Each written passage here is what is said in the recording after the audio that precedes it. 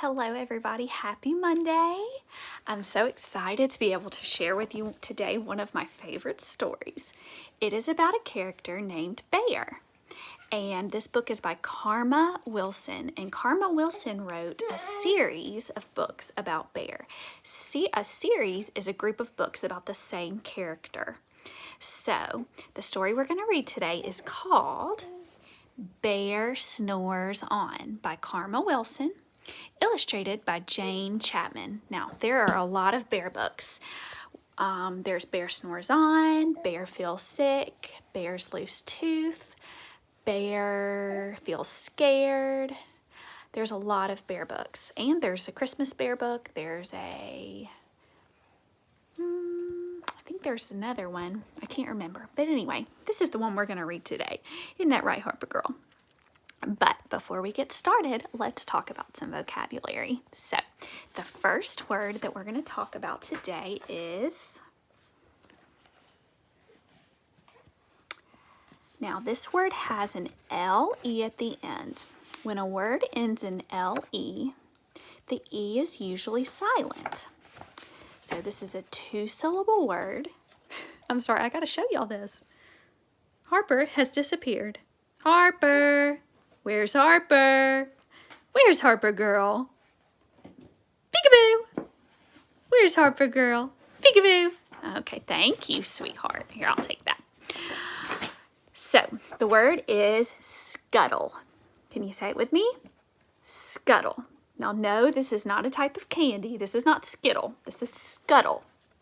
And to scuttle means to run with quick, short steps. So if I'm scuttling by, I'm running quickly with little quick steps. Scuttle. Scuttle. The toddler scuttled across the room because he saw his mama getting the goldfish out of the pantry. Scuttle. Can you show me what a scuttle looks like? Yeah, scuttle means to run fast with quick little steps. Harper's not quite scuttling yet. She's scooting and crawling, but she's not quite scuttling because she can't support her legs quite yet. But she'll get there, I'm sure. Our second word is... I'll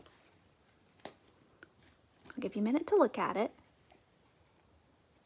Now, this is also a two-syllable word, and in two-syllable words, the Y usually says E in words like baby, mommy, daddy. All of those words end with Y, and the Y says E in those two-syllable words. So this word is divvy. Say it with me. Divvy. And that's right, divvy. Now, I'm going to use it in a sentence, and maybe you can tell me what you think the word divvy means. I am going to divvy up the cookies. Okay, let me give you another example. I think it would be fair to divvy up the toys so everybody has some.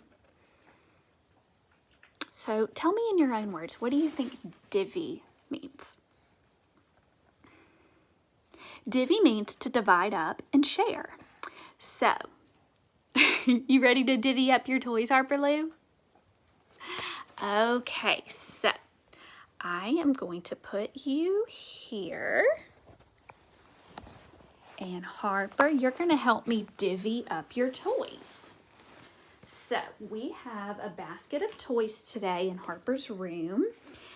We are working on the color yellow today because it is such a rainy, nasty day. I thought that might be a little bright and sunny for us to work on some yellow things today in our little exploration box here.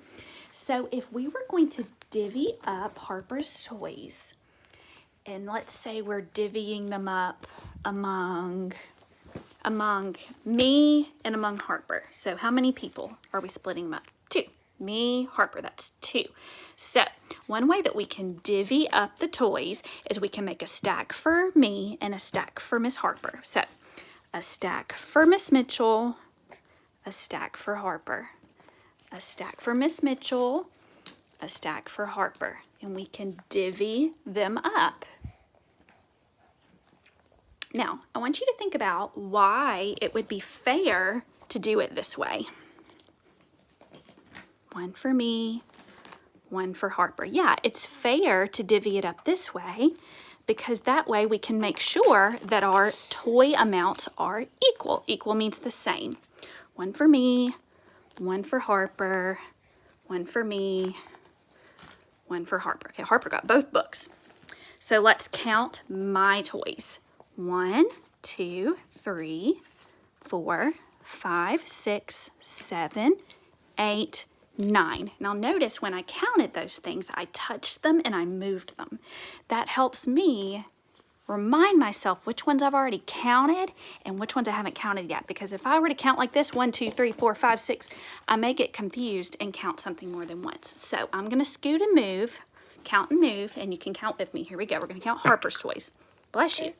1, 2, 3, 4, 5, 6, 7, 8, 9. Now remind me, how many did we have over here?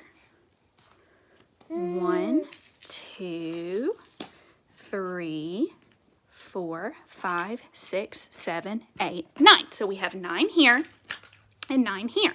Now if you were to look at these, you might think this one has more because it takes up more space on the carpet, but that's not necessarily the case. They both have 9. This stack looks like not as many because these toys are smaller. And that's why when we're divvying up, if we were to put all these in a big stack and say, okay, let's just split it down the middle. These are for you, these are for you.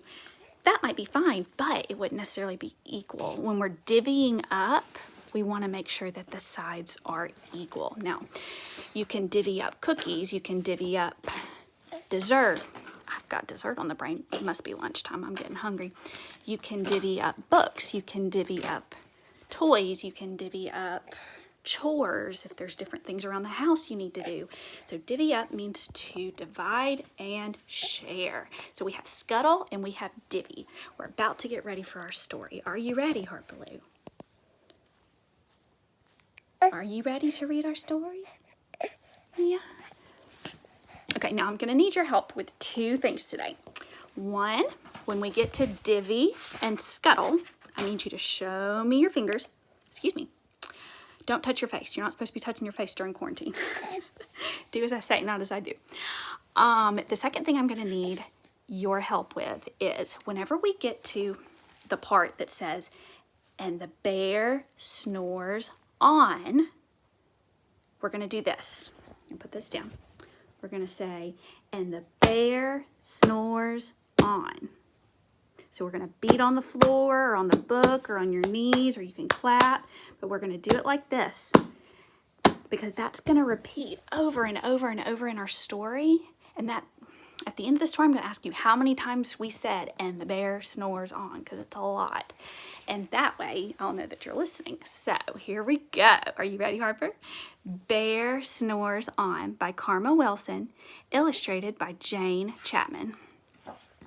It's the title page, Bear Snores On. That one doesn't count. All right, so on this page we have no words. We're just looking at the illustration. What time of year do you think it is? Yep, it's winter. And during the winter, bears are not out and about. They are what? They are sleeping. They are hibernating. That's right. Bears hibernate in the winter and then come out when it's springtime. Bear snores on. In a cave in the woods, in his deep, dark lair, through the long, cold winter sleeps a great brown bear. You can see his fur. Cuddled in a heap with his eyes shut tight, he sleeps through the day, he sleeps through the night. The cold winds howl and the night sounds growl. Here we go. But the bear snores on. All right, that's one. An itty-bitty mouse, pitter-pat, tiptoe, creep crawls in the cave from the fluff cold snow. Mouse squeaks, too damp, too dank, too dark, so he lights wee twigs with a small hot spark. Ooh, I got a wiggle worm in my lap. Are you ready to be put down? I think she is done with story time. I'm going to let her sit right here next to me and explore her toys. Okay. coals pip pop and the wind doesn't stop, but the bear snores on. That's 2. There's Bear. Oh, look at that mouse made him a little fire, but he's still sleeping. Still sleeping. 2 glowing eyes sneak peek in the den. Mouse cries, "Who's there?" And a hare hops in. A hare is a what? A rabbit.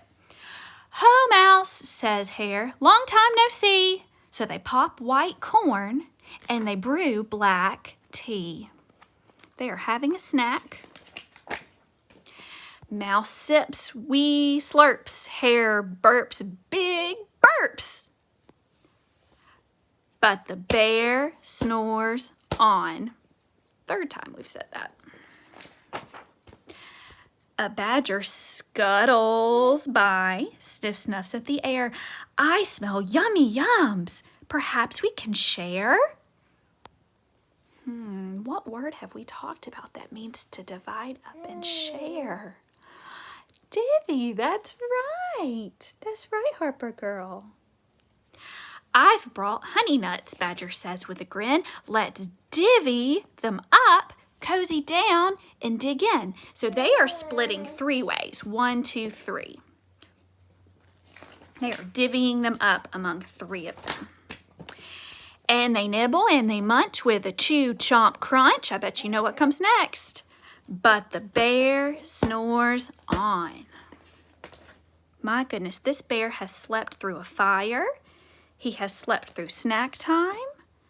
And he has not even moved a budge. You know, sometimes I feel a little like Bear. I get sleepy and nobody can wake me up. A gopher and a mole tunnel up through the floor. Then a wren and a raven flutter in through the door. My goodness, they're having a party. Mole mutters, "What a night! What a storm!" twitters Wren. And everybody clutters in the great bear's den. They tweet and they titter. They chat and they chitter. But the bear snores on. In a cave in the woods, a slumbering bear sleeps through the party in his very own lair.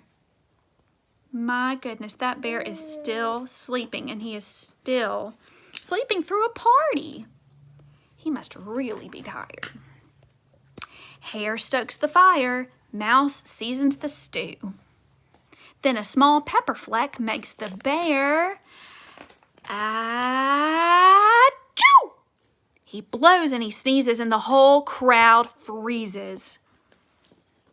Okay, now we're going to stop and predict. Predict means guess what's going to happen next. What do you think's going to happen next? What do you think, Harper?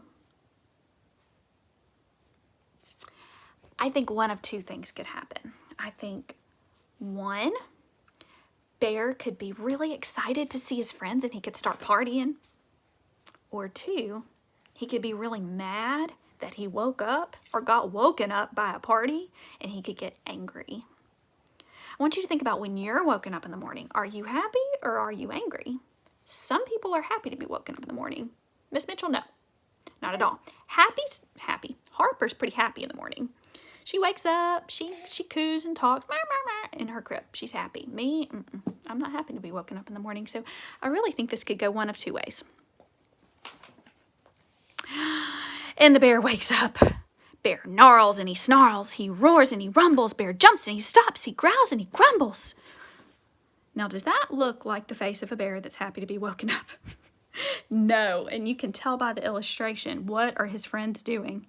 Yep, they are making a run for it. They are leaving. They do not want to be around grumpy old bear anymore.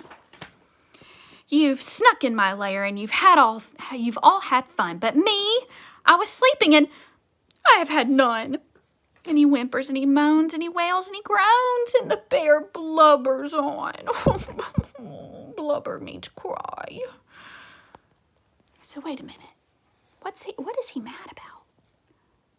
Yeah, he's not mad about being woken up, is he? Crazy turn of events. He is sad because he missed the party. He has what adults usually call FOMO, means fear of missing out. Do you ever feel like you have FOMO when you're stuck in your house all day? Yeah, same.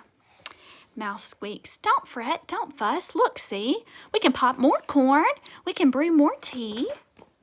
Bear gulps, Bear gobbles. He sighs with delight. Then he spins tall tales through the blustery night. When the sun peeks up on the crisp, clear dawn, Bear can't sleep. But his friends snore on. And I love this illustration because the beginning of the story, the bear was asleep, right? And then the animals, the friends, the pals here, they all fall asleep on top of Bear. And look at Bear's face. It doesn't tell us how Bear's feeling, but I can tell by the illustration that he is kind of disappointed that all his friends fell asleep. So remember, we were counting how many times we said "and the bear snores on," and I lost count. So maybe you remember, but I certainly don't. So let's go back and check. But "and the bear snores on," that was 1.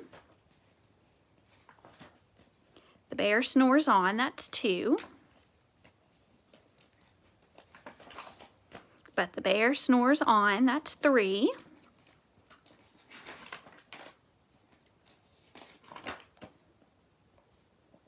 But the bear snores on, that's 4.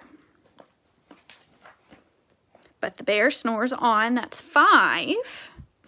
And then the small pepper fleck makes the bear say achoo. So that's where the bear stopped sleeping. So we had 5 rounds of the bear snores on, and then he woke up. How many rounds of "and the pals snore on" do you think the friends are gonna have before they wake up? What all is Bear gonna get done while his friends sleep? Although I don't really know that the bear can do much, because look at the bear. He's covered in friends. Can't do much while holding your buddies, can you? You know, when Harper was little, she took her best naps on top of Mommy. That's me. And so I didn't really get much done around the house because she was sleeping the whole time. And I know it's hard to get things done whenever somebody's sleeping on you. So I don't know what, unfortunately, we don't have a part 2 to this story, so we don't know what happens next. But I hope you enjoyed Bear Snores On. It's one of my favorite books. I love the rhyming language. I love that you think the bear's gonna get mad and then he just ends up crying because he missed the party. I think I've probably cried a few tears over missing parties myself. So I just love how his friends take care of Bear and divvy up and divide and share the fun, share the snacks, share the tea. I just think there's a lot of lessons from this story. And I thought you might like this one today on this dreary Monday. So I hope y'all have a great rest of your day. Can you say bye-bye, Harper? You say bye-bye.